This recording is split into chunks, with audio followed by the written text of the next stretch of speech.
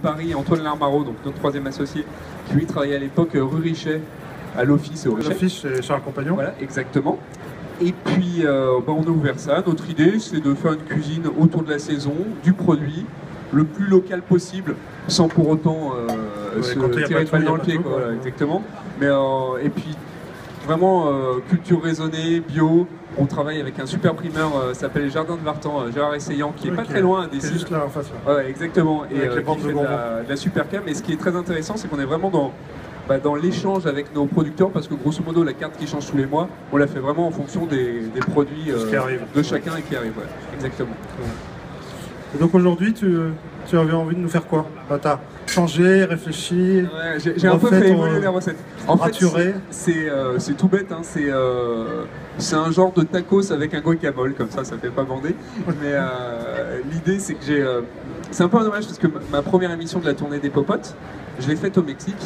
Et c'est vrai que c'est une destination qui m'excitait pas plus que ça culinairement parlant au départ, parce que je trouve que j'ai vécu un an au Texas et que c'était frontalier, donc j'avais vu un peu la nourriture mexicaine. Je trouvais moyenne, et comme quoi il faut éviter d'avoir des a priori et foncer. Il faut aller creuser. Ouais, et j'ai découvert des choses vraiment géniales, je me suis éclaté, donc je me suis dit pourquoi pas, je voulais une recette facile.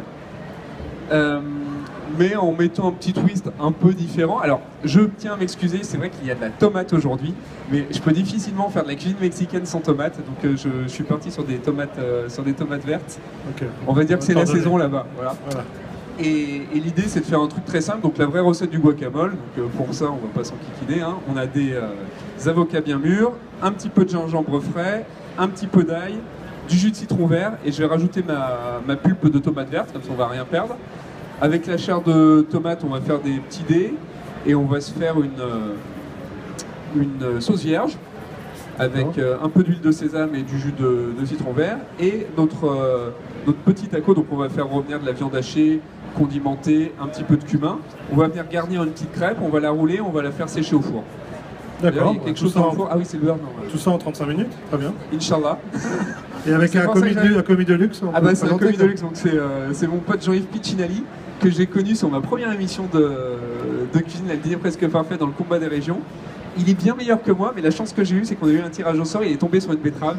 Et un gars du sud avec une betterave, c'est un peu comme une poule 80. Poule sur un peigne.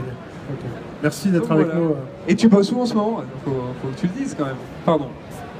Alors je travaille au Truffière du Zest, où nous faisons des menus tout truffes, nous avons un restaurant éphémère.